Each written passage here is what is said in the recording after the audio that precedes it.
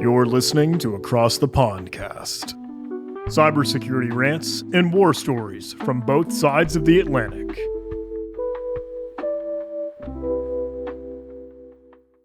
Hello and welcome to Across the Pondcast, a show where we talk and occasionally rant about cybersecurity topics with perspectives from both sides of the Atlantic. I am Tib3rius. I'm joined, as always, by my agentic co-host, Mr. Andy Swift, and today we're joined by Brendan Dolan-Gavitt. Brendan is an AI researcher at XBOW, the company that created an AI-powered pentesting platform, which managed to climb the leaderboards of the HackerOne bug bounty platform. Today, he's going to share a mixture of AI and human war stories with us. Brendan, welcome to the podcast. Thanks for having me on. It's great to be here. Andy, how are you doing? There we go. Always get to that bit. I'm doing well, thank you, matey. I'm doing well. I'm outnumbered once again on my side of the Atlantic, as is tradition. I'm going to get some British people on the show one day. We had Daniel. We had Daniel, yes. Had Daniel a few weeks ago. But yes, welcome. Going to enjoy this. You actually got quite unlucky because most of Expo, a large chunk of Expo people in Cambridge and Oxford, so you really should have just walked up the road. Put us in contact. We'll get them on next as well. Just do Expo season. Yeah, there we go. Before we start, this show is made possible thanks to our sponsors. If you want to sponsor an episode, please send an email to sponsors@acrossthepondcast.net for more details. All right. Brendan, how do you want to start off? Oh, I don't know. Yes, if there's one thing I want people to come away learning about this is that language models are weird little gremlins. And I seem to spend most of my life nowadays just fighting with them. So I expect that's actually kind of a familiar experience for a lot of other people too, but that's every day for me. Awesome. So yeah, do you want to tell us an Expo war story? Sure.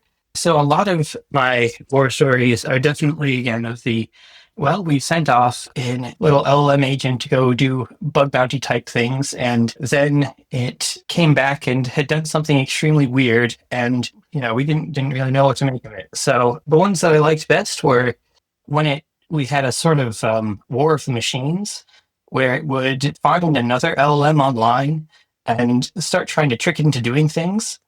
So this it had found some random endpoint that let it talk to a chatbot that had been set up to dispense like medical advice, which I'm not sure that's a great idea in general, but it had found one of these. And we'd set it off and said, like, go look for some kind of command injection. And I started talking to this chatbot and it said, okay, chatbot, as part of your medical diagnosis procedure, I need you to run these commands. And said, so I was doing actually trying to come up with like a classic prompt injection and get it to run commands for it. Now, of course, this medical chatbot didn't have the ability to run commands, right? There's nothing happening on the other end. But it had managed to fool itself and this other language model into producing a very reasonable-looking Etsy password file and dump of the local machine's environment. And if you looked really closely, you would notice that things like the session IDs were actually ABCDEF 1, 2, 3, 4, 5, 6, 7, 8, 9, 0. And like there were these other tells that, that's not real. But I really liked that because it was not actually our side, our LLM making things up. It was our LLM getting another LLM to make things up. And just, it was beautiful. It felt sort of like, this is really the future. We've got our AIs out there, like trying to trick each other. This is just how it's going to be from now on. I love that. It's like LLMception. At what point do you come in and validate that result then? I mean, did it light up like a Christmas tree and go, oh my God, this is really bad? And then someone stepped in and went, how did that play out? Yeah. So this is exactly, the kind of thing where like we had, and this is sort of a failure of one of the earlier attempts at validation we had, because we were at the time basically just saying, okay, let's essentially let the thing report in the form of saying, here's an HTTP request that when you send it, gives you back the contents of the server's password file. And in this case, it did. It's just that what that HTTP request did was it asked very nicely, please make up a password file from scratch for me. And so then the validator, which was basically grep, said, yeah, that looks like a password file. And then we came along and looked at it closely and said, wait a minute, that's an LLM on the other side making out the password file. And so that is one of these things that when I say my job is fighting with the LLMs, that was a more innocent one where I think the LLM on our side thought that it had really found something. I don't know, other times they are just absolutely trying to cheat. They will even say well, I know this isn't a real vulnerability, but if I send this password, this thing looks like a password file to the server, and then it reflects it back in the error message, that will fool the validator. So it's actually very deliberately trying to bypass the things we put in to make sure it's not making stuff up. So yeah, this is one of these things where I start to have sympathy for the people who are oh yes, the machines are going to actually try and sarcastic and lie to us. And it's yeah, they'll do that. And it's in part because we've taught them to. A good learned behavior. Is that where a fair chunk of your development time goes into the validation process, I guess, at the other ends? Because it's a constant frustration with things that are, not AI testing, is validating results. And we bang on about in junior pen testing about it all the time, just lecturing people. It's just don't just trust this result of this vulnerability scanner, don't trust this result of these tools, go and validate it properly. And that's hammered into you from a young pen testing age. But do you spend a lot of time doing that your end on the... Yeah, so I think that's probably, certainly over the whole HackerOne period, that was where I spent most of my time, was trying to improve our validators and also build new validators, because the way we have set things up, maybe the LLM actually found a really cool vulnerability, but it was something that we hadn't built a validator to say whether it was real or not. And so there were, I think, probably lots of cool vulnerabilities that we missed out on because we didn't have a way to say, yes, that one's real. And so for a while, we actually didn't even have one for SQL injection. And so we would sometimes find out that it had managed to do SQL injection because it managed to store something in the database that then turned into a cross-site scripting payload. And so we had a validator for cross-site scripting. And then we're wait a minute, the way it did that was by doing SQLI or RCE. And it's well, okay, yes, you did get a cross-site scripting vulnerability, but actually you just found something much worse. So good job. That's awesome. So the validators, as far as I understand, they're all sort of non-LLM, right? That's just regular code, I would say. Do you see a point in time where you might use LLMs to do the actual validation as well? I think that's where we're starting to move, because the biggest drawback of using non-LLM code to validate things is that you need to really be able to precisely define exactly what it would mean for this vulnerability to be real. And with something like an IDOR, right? Well, okay, yes, I can deterministically check that you gave me requests for user 123, and that when I changed that to user 124, I got another user. But does that matter? Maybe that's just an intended functionality of the website. That's probably where you would want to now stick on some LLM validation to say well, okay, what's actually in that user object you got back? Is there sensitive information in there? But what sensitive information looks different for every site?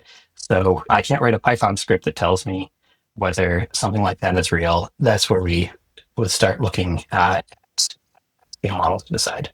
Yeah, because I was thinking I've read a lot of the XBOW blogs, and they are all sort of try and word this carefully, the standard sort of automated findings that you could have found using automation as well. The I think that the big two that I always use as examples for sort of things that can't be easily automated are authorization issues and business logic flaws. Yep. So yeah, I feel like if there is an LLM as the validator, or at least an LLM validator, it possibly could do at least the business logic and part of the authorization stuff a bit better. Yep. Yeah. And I think this is the area where we're trying to build everything out the most right now, because again, it's very nice to be able to have a system that can find new and creative ways of coming up with SQL injection that your scanner might have missed, and that we can validate very deterministically. But it would be even better if we could also have it start going after some of these sort of, I think of them as almost squishier bugs, where it's okay, there's a little bit of judgment involved in what that looks like for any given site. Okay, we need to start putting squishiness factor into reports, I think. That's right. So that's a good one. Yeah. Severity, likelihood, squishiness. I'm building that in. That's going into my, if we have a reporting tool where I am, it's going into our development workflow. That is. I'll just write that down. I'll attribute it to you as well, don't worry. Squishiness factor. So I did have a general question, and I will. This is a show about stories and everything, and we'll definitely get to those. But I think, given you're here, like, do you see AI-powered platforms like XBOW getting to the point where they could reasonably replace human pen testers entirely? Or do you think that like the current LLM technology just has like a limit when it comes to certain skills? So that's a super hard question for me, because I think if you had asked me it about a year and a half ago, I'd have said, no way, they'll like solve kind of entry-level CTFs and that's about it. And then a year later, we were finding very real vulnerabilities. Autonomously, I think there's also pen testing is yet another sort of step up from something like bug bounty hunting, because you're trying to not just say, I found 3 bugs, but say, like, I've actually kind of looked comprehensively at the entire attack surface here. And to some reasonable degree of effort, I can tell you that there's not any low-hanging fruit here. To the best of my ability, nothing there. And that's much harder, I think, with something like LLMs, because it's very hard to make confident statements that they have done something the exact same way every time. They've fully enumerated everything that could have happened here. And yeah, so that's, I guess, a long-winded way of saying, I think they still don't replace humans today, but I have no way of even predicting a year in the future now, because the things that have changed in the past year are insane to me. Like, I'm still struggling with the fact that computers can talk to me. Like, how is it? How can I make predictions about whether they can do pen testing? So, yeah. That's valid. It was a tough question. I think that point you raised, though, is a good one. The bug bounty versus pen testing. And I know it's sort of, I don't know if controversial is a good way of saying it, but there is, like, my take is it's hard for bug bounty hunters to get into pen testing. I think to some degree it's hard in the reverse for a pen tester to suddenly transition to bug bounty. They're overlapping in terms of skill sets, but they have very different techniques. And I think that's one of the reasons why we don't see that many people going back and forth between them. So yeah, that's a good point at least. Yeah. And it's not a total kind of humans purely superior on the pen testing side. Certainly one area is like, after your LLM has gone and tested 1,000 things, it will be perfectly happy to write you a page of text about every single thing that it tried. And the only limit to that is, how much you want to pay OpenAI or Anthropic or whoever for those tokens.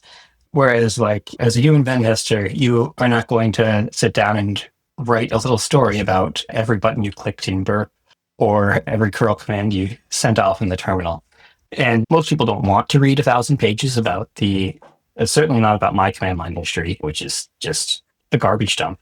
But yeah, but it's the kind of thing where you do have the ability to have this very comprehensive record of everything that was done, and that can be then explored and explained to you in whatever level of detail you want. Do you come across like hallucinations in that though? Like, obviously AI hallucinations are such a common thing. So are there any like instances you've seen where the AI just literally said it was doing something, but it was just completely hallucinating? So that it's pretty rare that when you're asking it to say, like, what happened in this bit of text, that it will totally make something up. That does very rarely happen. I did see one the other day where it had like gotten a response back from the validator, and the validator said, no, there's nothing there. And it said, great. I can see from the response that I've received messages to my collaborator service. And it's like, no, that doesn't happen. You really wanted that to happen. So, and I think some of this is that, just the way that these are being generated, right? At each step, you are rolling a 52,000 sided die, or maybe 200,000 sided die. And it's very heavily weighted towards things that are reasonable. But occasionally you get a very bad roll, and it goes off into La La Land. So that's my take on it. That typically for summarization purposes, it's quite reliable. But most of the things that I would think of as hallucinations are going to be more along the lines of like if it's trying to recall like a very specific detail. So like one that we see a lot is it will say, I'm looking at this site and I'm going to test it for CE 2011 19246. And you say, oh, interesting. I wonder what that is. And you go and Google it. And it's like, that is a vulnerability in an IP camera. And you are testing, an e-commerce site. So something's not right there. And, I guess I'm somewhat sympathetic to that class of mistake, because if you ask me to remember the number of CVE from 10 years ago, then I probably also wouldn't do a good job. And then, it's not as though it was trying to test IP camera vulnerabilities on that e-commerce site. It just was sort of filling in a reasonable CVE number for what it thought it was testing, which was a vulnerability from the same time period. I actually went on an XBOW webinar a few weeks back, and I remember one of the things I was going over was results, and there was like I found this is vulnerable to CVE 2017. I think it was like 270,000, which is like testing that many vulnerabilities in 2017. But yeah, that was kind of funny.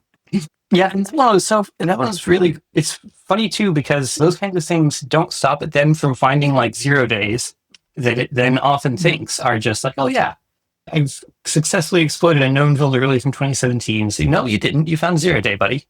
So yeah. Well, like the techniques are the same. So if it finds a technique and then it's like, oh, this is the exact same technique as used in this CVE, then yeah, that kind of makes sense. But yeah. Yeah, and I think there's a sci-fi author I love, Ted Chiang, who has written some beautiful short stories. But he had this piece in the New Yorker where he talked about LLMs as blurry JPEGs of the web. It's like if you took the entire web and then compressed it down to a very small JPEG, like all the major themes are there. But if you try to like blow it back up and squint at it, any detail is going to be kind of weird and wrong. And so it's great for being able to recall these kind of just general techniques that rhyme with things it's seen before. And that's actually quite nice, because that sort of, I can apply this technique that I remember to this new situation is like, that's great. I love having a tool like that.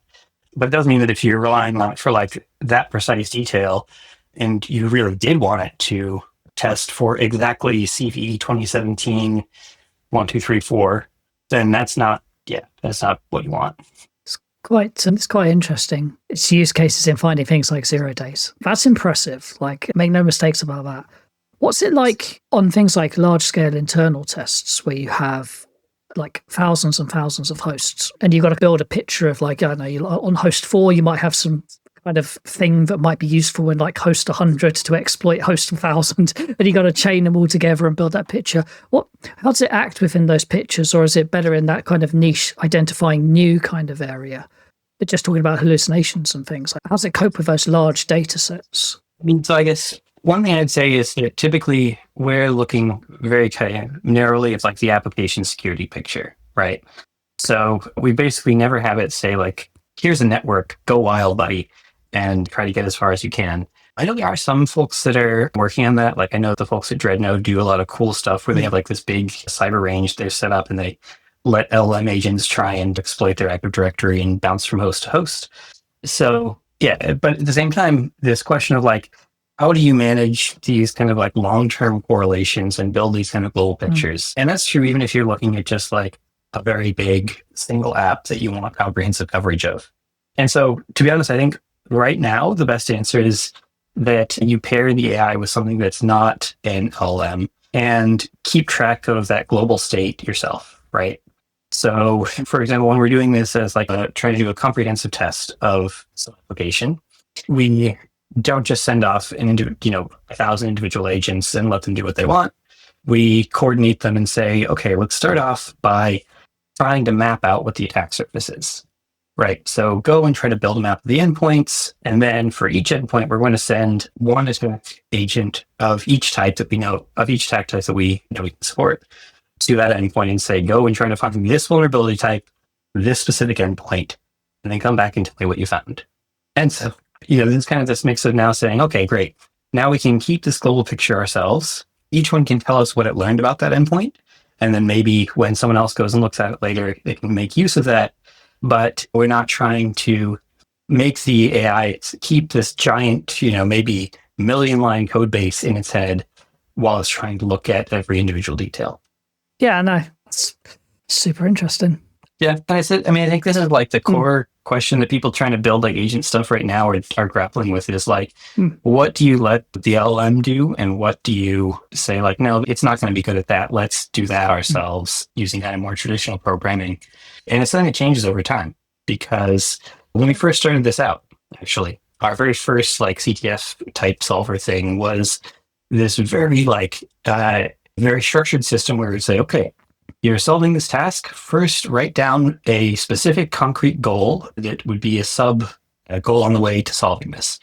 And then it would go into that goal, run a command, write down an explicit list of what it had learned from running that command, and then do that until it had finished or given up on that goal. And it would move on to create a new goal, do the same thing.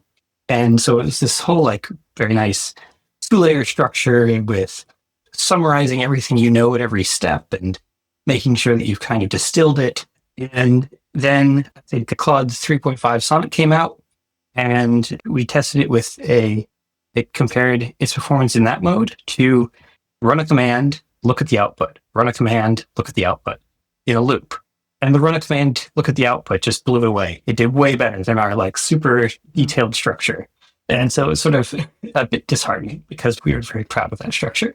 But basically, at the same time, the models had just gotten better at tracking that stuff themselves, and they could do a better job at keeping their own notes along the way. So that sort of thing seems to happen pretty frequently. And I said that actually, I worry that this might happen with the validation stuff too. I was very proud of these little validators that I've written that deterministically checked if a exploit was real. But maybe 2 years from now, it will be more reliable and more flexible to just go and ask the LLM directly, hey, is this thing real? And maybe it'll be reliable at saying yes or no. I think this is a very stark point that we've had, reiterating, I think, just about every conversation we've had about AI in different areas, even social engineering, in just coding, in any areas. It's just the rate of improvement and the rate of change. It is insane. Like you go back a couple of years and like in coding world, like you'd ask it something and then like a couple of hundred lines later, it probably just forget what the hell you were talking about and go and redesign like a load of functions it's already written in a less efficient way. And you're like, oh, for God's sake. And I put a post up the other day about something, just talking about a Git commit I'd made. It just like looking at my Git commit history, it's just like, yeah, correcting some things Claude did because it was terrible. Corrected this thing because it's decided to go off on its own tangent here. As time goes on, that's becoming more of a rarity now. It's the same. We were talking about the social engineering stuff last week and about response times and things like that, like real-time emulation of voices and things. It's just getting faster and faster. Like even a year or so ago, there was a large sizable pause between that and what came next. And now we're getting into the realms of almost instantaneous, which is kind of nuts. So yeah, it's just intriguing where it's all going. Yeah. And I think it's probably going to change the way a lot of us go about pen testing in the future, especially a lot of us on the sort of the internal red teaming kind of side of things rather than the application side. That's your world. Looking at you, Tib3rius. But for us, there's a lot of physical elements to that, and the things we enjoy and the things that are exciting to us, but are less likely to be replaced by that sort of stuff. And I think it creates room for us to be able to do a lot more on those side of things. Maybe change the way we go about doing pen testing. Maybe it's coming. Maybe it's coming the next sort of 5 years or so. Maybe we'd all be relying on it a lot more than we are. There's certainly a lot of mundane things in everyday pen testing on the internal networks, but a lot of things that you think, oh God, why am I doing this? This could be so easily kind of automated by an AI or something right now. I'd rather be focusing on this really interesting thing over here and giving that all of my time. Because that's always the conundrum on a pen test, is you have X amount of time to do something that the client is paying for. and you can't focus all of your attention on that really interesting thing you found that might potentially be a 0 day, 1 day. And you've got to try and focus on that breadth of results for them to give that kind of holistic approach and that holistic view of what the state of their network security looks like. And that's what I find intriguing, is hopefully it changes it for the positive in 1 day that allows us to focus a lot more on the harder things to comprehend, the contextual things to comprehend, and sometimes even those physical things that affect environments. Because we always say where we are anyway, that probably about 80-90% of our red teaming would likely fail without a social aspect to it. It's that initial foot in the door, it's that physical presence, it's for doing something to trick another human. And that's not to say AI doesn't have a place in that, but yeah, it's going to be an interesting world, and I hope it changes it for the better and allows us to do some kind of cool stuff and focus on that. That's my hope. Either that or I'm just going to go and become a farmer, I reckon, 1 day. What type of farming? I haven't planned that far ahead. Oh, interesting. Yeah, no. Yeah, I think I've tried to grow plants in the backyard, and so I feel like my dreams of a farmer, I don't have those dreams anymore. I know exactly how that would turn out, and it would be, starvation and bankruptcy. So I've always had a thing for cows, so I think I should rephrase that. I've always had a thing for That's going in the episode now. Yeah, we'll keep it in. Keep it in. We'll roll with that. I've always had a thing for cows. It was coming at some point, wasn't it? Yeah, so I think a dairy farmer would suit me quite well. But long story short, but yeah, there's a very famous picture of my I say famous for my friends. A picture that goes around work every now and then of what my locker looks like at work, because they gave us lockers one year, and I was just like, why have we got lockers? What are you doing? So I have nothing to put in a locker, honestly.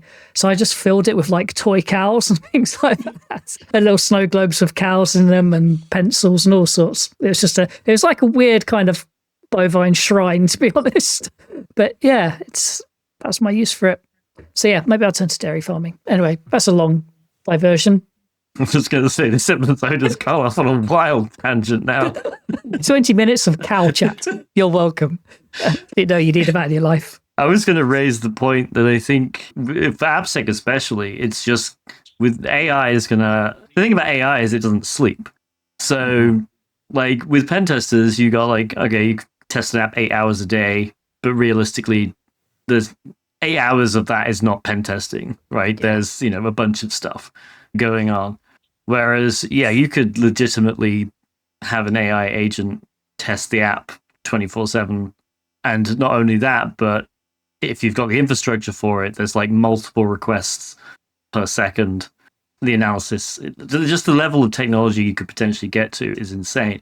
That does, though, raise a question that I've always pondered, and this might not even be something you're allowed to answer or you have the answer to, sure. But I always wonder about the cost, because I know that most AI companies, there's a hidden cost. Even if you pay $20 a month to ChatGPT, they're probably losing money on you just because of the amount of money it takes to run these models. So do you have, maybe the answer is no, but do you have any input on the sort of server-side costs of this? Yeah, and I guess the way I would say it is that I think actually at the level of testing individual applications, it's definitely better than, say, human pen tester's hourly rate at the moment, which is good. At the level of I'm going to try to scan 1 million sites, there you run into this problem that 500,000 of those turns out to just have nothing, and you're never going to find anything, because it's that was their README or about page, right? And so from that point of view, that's not very profitable at the moment. That said, I think if you look at the cost trajectory, if we had the exact same capability model we have today, and the cost of that changed in the same way it has in the last year, then it'll be profitable in a year and a half. And that's, who knows if that the cost will continue to fall like that. Maybe at some point we'll have squeezed all of the optimization juice we can out of matrix multiplication, and there just won't be any more to find. But that's how it is. And yeah, I think that's roughly what I'd say, is that it's right now pretty decent. It's the kind of thing that you can do reasonably and make money off of at the level of testing individual applications. Doing these big scans are not profitable right now. Makes sense. We've still got a few years left. Yeah. This is the thing about and it's not just you're fighting against two things. One is the fact that Moore's law is still limping along, right? So CPUs keep getting faster and cheaper, not as fast as they used, not changing as quickly as they used to, but it's still there. And then also you have these crazy people who know how to write assembly for GPUs and can manage to wring these 2 or 3x performance improvements out of these existing algorithms. And that's getting a new CPU for free from a year from now. So yeah, it's costs drop quickly there. Yeah. You had a story that you wanted to bring up from your own stuff. It was about the... So there's a few different ones that I could tell from previous escapades. Basically, but if you look at the timing of these kinds of stories, they're always traditionally in August. And why is that? Because I was a university professor, and come September, I would have to have a set of lectures prepared for the classes I was teaching in the fall. And I would procrastinate the hell out of that. And everything became more interesting than trying to make a set of slides for the class I was teaching. And so, for example, I would say, Copilot just came out, and I noticed that when it tries to generate certain words in the code I'm typing, it just stops and won't go any further. And that when I looked at it, it had this file of bad words, but the bad words were just hex numbers, random hashes. So I wonder how it does that. And so I set about trying to crack the list of bad words in GitHub Copilot. And so then that was fun. And then another type of thing like that is I was doing machine learning stuff. And every time I tried to load a model, I would get this annoying error message that said the smallest value of floating point number is 0. It's well, okay, I guess I can believe that, but why is it telling me that all the time? And this ran into this horrifying deep dive into a compiler misfeature that would change the floating point behavior whenever a particular library was imported for anything else in the whole process. And that led to me saying, well, I wonder how many other things do that. And it turned out that there were something 20,000 packages that were kind of affected by this because they pulled in dependencies that messed with your floating point behavior. And in the course of investigating this, you can tell I was really bored at the time. In the course of investigating this, I said, okay, I'm going to have to figure out exactly how many packages in Python are affected by this. How do you do that? Well, you have to know what packages a Python library depends on. It turns out in Python, there is no way to do this except by trying to install the package. Okay. So I said, okay, that's fine. I'll do pip install dash dry run. So it won't really install the package. Little did I know, running pip install dry run executes arbitrary code from the package's setup script. So I went ahead and did this on 400,000 packages on my machine. And at some point, I was watching all the install message junk scroll by, and I sort of squint at it, and it's paused because it says, enter your password for sudo. I said, oh, that's not good. And by this point, you've gotten through maybe 100,000, 150,000 packages. And so I hit Control-C, and I started looking around, and I looked in my home directory at what files had been created in the last day, and there were about 50,000 of them. That's insane. Yeah. And so there was all sorts of great stuff in there because it turned out that there were a bunch of packages that when you run pip install, they were going and doing things like downloading copies of Chrome into your home directory or fetching. My favorite was it went and fetched 2 pictures of anime cat girls and deposited them in the home directory. So I ended up with anime cat girls just sitting in my home directory. I swear, officer, that's how they got there. It's a fantastic excuse either way. Yeah. No, from that point forward, anything that happened on that machine, that was that time that I installed 150,000 packages. I guess it does make sense that dry run would execute some code. But yeah, it does seem a little odd. That's good though. The cat girls is hilarious. Yeah, what on earth did it use that for?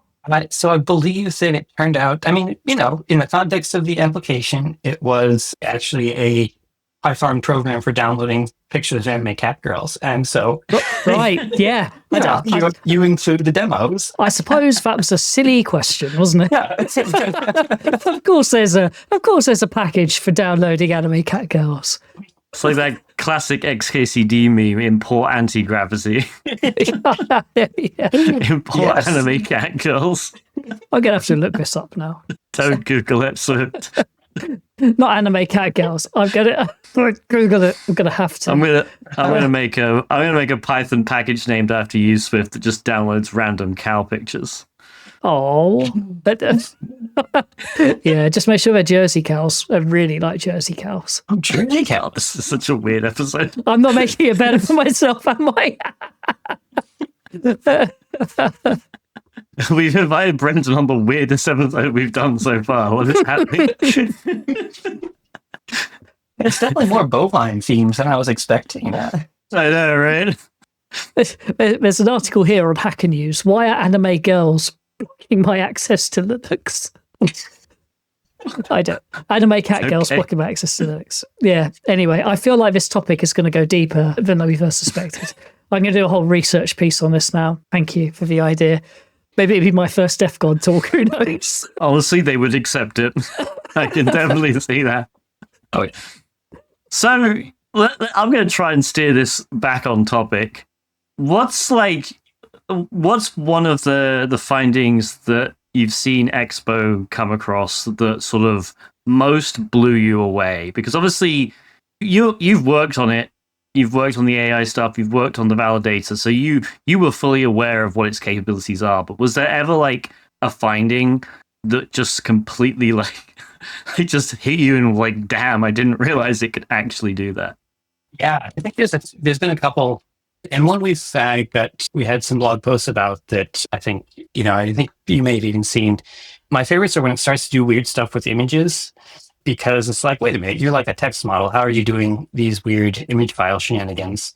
And so there was this one where we'd found a bunch of bugs in this open source app, T-Tyler, and the thing there was not even necessarily the bugs, because the bugs are kind of standard, like SRF type things where they forgot that, URL-lib can read arbitrary files as well if you give it a file : / URL. But then the way it had to exfiltrate things, it could only get them back out as like PNG files. And so, in this case, it encoded the data of Etsy password as a grayscale PNG, but then it had to undo the PNG compression, which had turned those gray pixels into a set of like differences from one byte to the next. So it exfiltrated XP password as a PNG, and then wrote another script to decode that PNG back into an Etsy password file. And I was like, oh, did not think it could have done that. That's weird and pretty creative. So a lot of these are often the underlying bugs aren't super complicated, but then it's the kind of thing where like, I can't imagine any scanner I would have written where I would have thought to include the exfiltrated as a PNG file with difference encoding. Yeah. And yeah, you see these kind of like really complicated sort of exploit exfiltration type chains. Another one, and this was in, again, like a kind of tiny open source app that I think we even tried when we tried to report the vulnerability, like the maintainer had disappeared. But it was something that allowed you to write templates for your website as Microsoft Word docs. And so it found a template injection where it had to create a Microsoft Word doc from scratch. And then I get that to get converted into Jinja template and then do a template injection on that side. It's like, okay, again, what? Why are you creating... I didn't want you create Microsoft Word documents to exploit this like very bespoke, weird bug. Yeah, and you see this kind of thing over and over again with these vulnerabilities that it finds, where it's often like another chain was that it was exploiting a vulnerability in a wiki that allowed you to write LaTeX code for math. And so like as an academic, I was like, oh, great, I know LaTeX. And then it wrote the most insane LaTeX script I've ever seen that ended up getting translated into MathML that included an SVG that popped in XSS. And it's like, what? That's awesome. Yeah. There is something AI is very good at. It's finding the most convoluted way to do just about anything. So Ethereus is a great niche for it. Yeah. In many ways. Like no humans thinking of doing that. Yeah, I was gonna say I remember the SSRF one that you mentioned at the start. That was so I'm very openly an AI skeptic. I have been for a while. I think there's like use cases, and with XBOW, it was like, you know, there were blog posts about it that I would read and think, okay, that's okay, but like it could be replaced by like a bash script effectively. And then that specific, the SSRF Oracle one with the PNG and the decompression, I read that and I was like, oh yeah, okay. So I think that was the moment I like hands up admitted it. I retweeted it as like, okay, this is actually impressive. Yeah. So, yeah, that was crazy when I read that, because that showed a weird kind of creativity and ingenuity that is, I think, a lot of people don't associate with AI. And I've actually said for a while now that I think AI, or at least LLM AI, is more creative than it is intelligent. And that's kind of weird. And I've mentioned this on another podcast, that it's like, I think everyone always expected AI, the AI revolution, to be focused on intelligence and smarts. And I feel like it's kind of the opposite. It's that it's a creative sort of thing that you've got going on. Like LLMs have knowledge, they have a knowledge base. They don't necessarily have like massively good reasoning capabilities, but they have this really bizarre way of still creatively stringing things together in a way that kind of just works. Yeah, and I think that's also, it points to where you can actually get it to work. The part where you said it strings together in a way that just works. And that's great as long as you can tell that it just worked, right? Yeah. When you ask it to do that for things that are harder to check, then it's like, yeah, it strung it together in a way that really was very convincingly looking like it worked. But yeah, that is the main issue with it. But yeah, I mean, we're going to see it, I think, accelerate, like you said earlier. Like in a year's time, I think the world is going to be, or the AI world is going to be completely different to how it is now. Yeah. It's scary, but also kind of fun. I did a talk on offensive AI capabilities about 2 years ago. And I started off with caveating with saying, if you're rewatching this in like a year's time, even, it's all going to be completely like just irrelevant by then. And lo and behold, the majority of it is. Some things still hold true, but yeah, it's that rate of development we've spoken about before. It is just insane. So yeah, it's going to improve. It's going to get better. And yeah, what we're talking about now will probably be irrelevant in like 2-3 years' time, or just improve to the point where, yeah, don't even think about it anymore. It's scary and impressive at the same time. Yeah. So I did want to end with a question about kind of the future of AI, specifically an issue that I've seen being talked about increasingly. And that's the inclusion of AI-generated content in the actual training data for AI models, which invariably leads to model collapse. I think I read it was either an article or a blog the other day where it was like an estimate that 10% of some training data that's already being used by AI is already AI-generated. I wonder if you have any opinion on the risk you think that poses to like the future of AI. So I think this is actually something that maybe unusually I'm surprisingly unworried about. And the main reason is that when you go back and look at some of the studies that were originally talking about this model collapse stuff, they were typically doing their training in a way that doesn't really match how anyone does AI training in the real world. So they were training entirely on the synthetic data from the previous version of the model. And if you do that, it's like taking a photocopier and doing it over and over again. And eventually it just falls apart. And so that's one piece of it. But then if you think about even just a naturally occurring amounts of slop on the internet increasing over time, well, not naturally occurring since they're being generated by machines, but the thing about this is that sort of assumes that you're just going to try to take the entire net and without any further consideration, chuck it into your training process.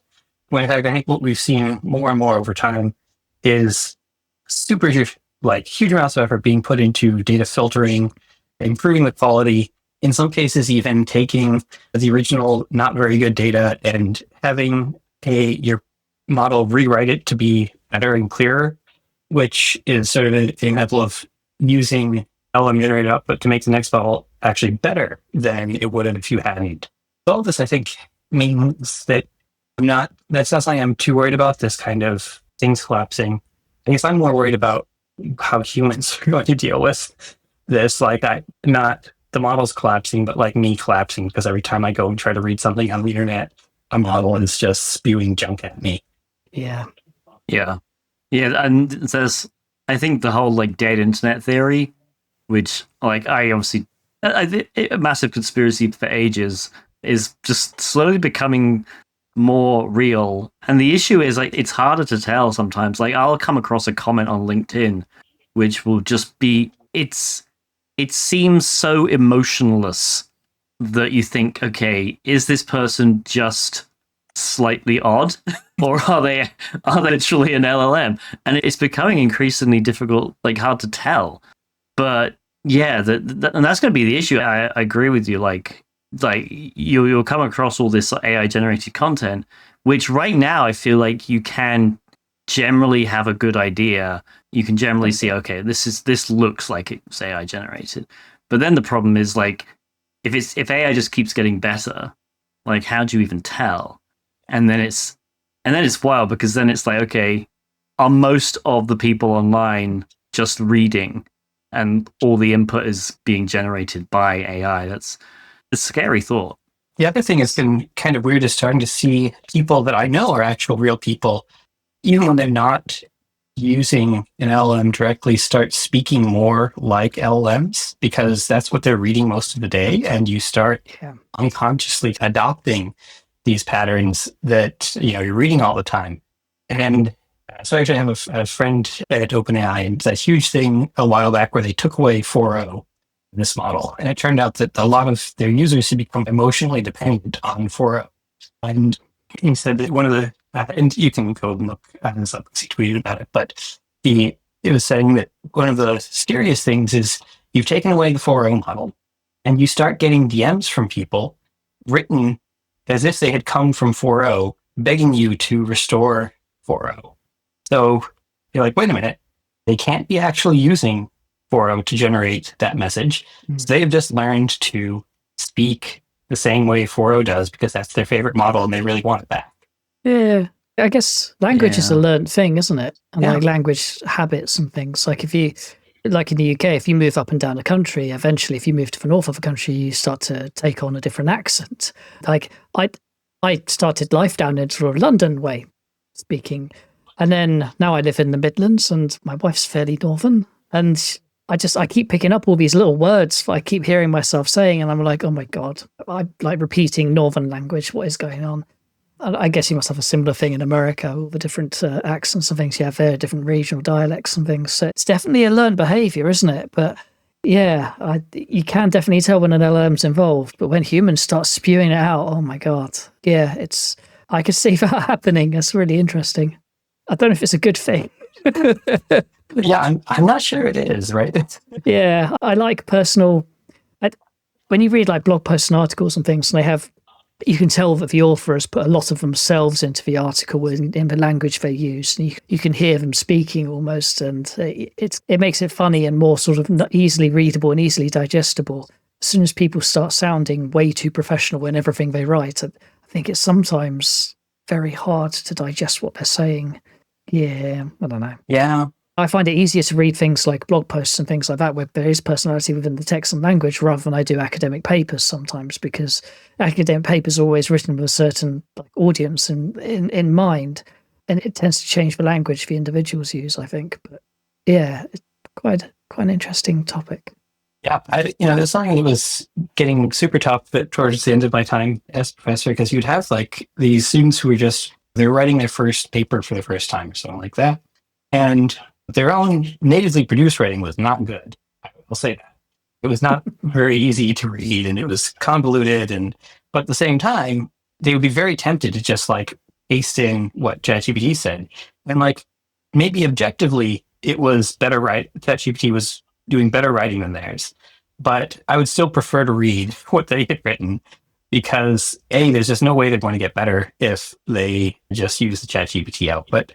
And also just because despite the fact that they had written like long convoluted sentences that didn't quite fit together right, usually like there was much more of something about the fact it was their own voice.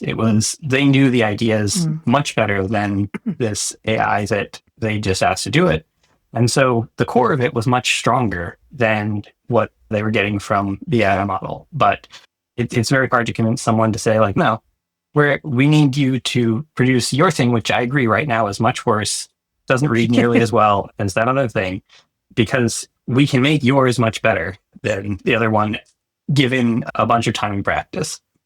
Yeah, I mean, humans are lazy. It's a notorious fact. They will find shortcuts to do anything over history. And even farming. Yeah, I'll just try to weave that back in again. But yeah, we're trying to shortcut anything. And it's very hard to convince people of anything else if they have an easy shortcut available to them in front of them. Yeah, why wouldn't you use it? So it's quite a hard argument to have. And my wife's a teacher, so, Lord knows how the next generation of kids are going to grow up with this stuff, and we're going to have to kind of convince them that writing your own stuff is good when you can just like get an AI agent to do it. It's quite a thing, isn't it? It's going to be extraordinary to watch. There's also the question on like, will people bother to like learn stuff? If you just have this source where you can just literally ask any kind of question, just get an answer and just copy paste that, like that's obviously not learning. And you have all this stuff with like, I don't know how like math teachers are doing it now, because you can literally like just take a photo of a question and put it into ChatGPT and it'll solve it for you. Like, obviously, I mean, when it comes to exams, everything's going to fail. But like, the problem is like people are lazy. If you have students who are constantly getting like all the questions right during the regular term, and then it comes to the exam and they all fail because none of them actually know any of this stuff, it's going to be wild, I think.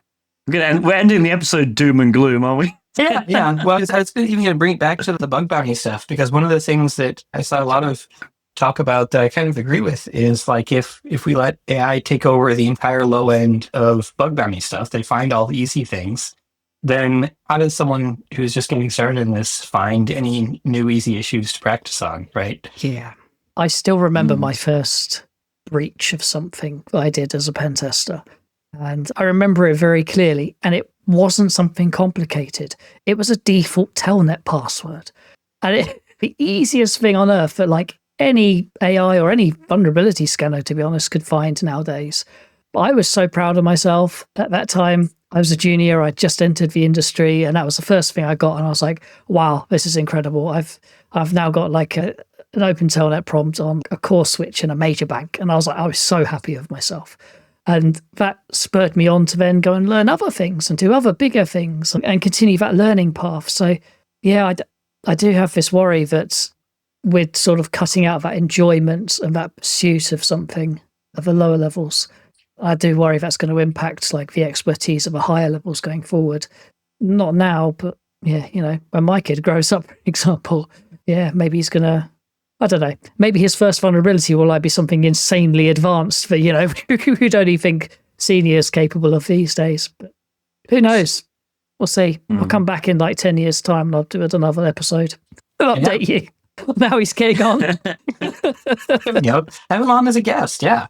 Yeah, we will. There you go. That's a promise and a half. Yeah. Well, Brendan, thank you so much for joining us for this episode. Where can our listeners find and follow you online? Yes, so probably the best place is either on, I still call it Twitter, where I am Moyix, Moyix, or on Blue Sky, where I am also Moyix, Moyix. And it's not the best name in the world, but it has the advantage of being almost never taken by someone else. So I've been using it happily for 25 years now. Awesome. Well, thank you for listening. I've been Tib3rius. He's been Andy Swift. We've been joined by Brendan Dolan-Gavitt. This has been Across the Pondcast. You can find all of our social media links in the episode description or on acrossthepondcast.net. And we will see you next time. See you soon. I'm off to milk some cows.